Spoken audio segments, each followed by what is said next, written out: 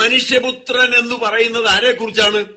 സാധാരണഗതിയില് നമ്മളത് കർത്താവായ യേശു ക്രിസ്തുവിനെ കുറിച്ചാണ് എന്ന് കരുതും. കർത്താവായ യേശു ക്രിസ്തുവിനെ കുറിച്ചാണ് എന്ന് കരുതുന്നതിൽ വലിയ തെറ്റുണ്ടെന്ന് ഞാൻ പറയുന്നുമില്ല. കർത്താവായ യേശു ക്രിസ്തു തന്നെ കുറിച്ച് പറയാൻ മനുഷ്യപുത്രൻ എന്ന വാക്ക് പലപ്പോഴും ഉപയോഗിച്ചിട്ടുണ്ട് എന്നത് ശരിയാണ്.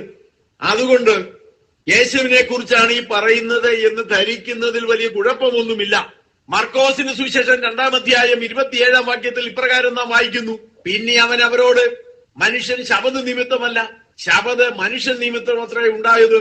അങ്ങനെ കർത്താവ് ഇവിടെ മനുഷ്യപുത്രനെ കുറിച്ച് പറഞ്ഞിട്ട് ഒരു കാര്യം പറയുകയാണ്: ശബത് ഉണ്ടായത് മനുഷ്യന് വേണ്ടിയാണ്, അല്ലാതെ മനുഷ്യൻ ശബതിനു വേണ്ടി ഉണ്ടായതല്ല. മനുഷ്യന്റെ നന്മയ്ക്ക് വേണ്ടിയാണ് കർത്താവ് ഈ നിയമങ്ങളൊക്കെ ഉണ്ടാക്കിയിരിക്കുന്നത്.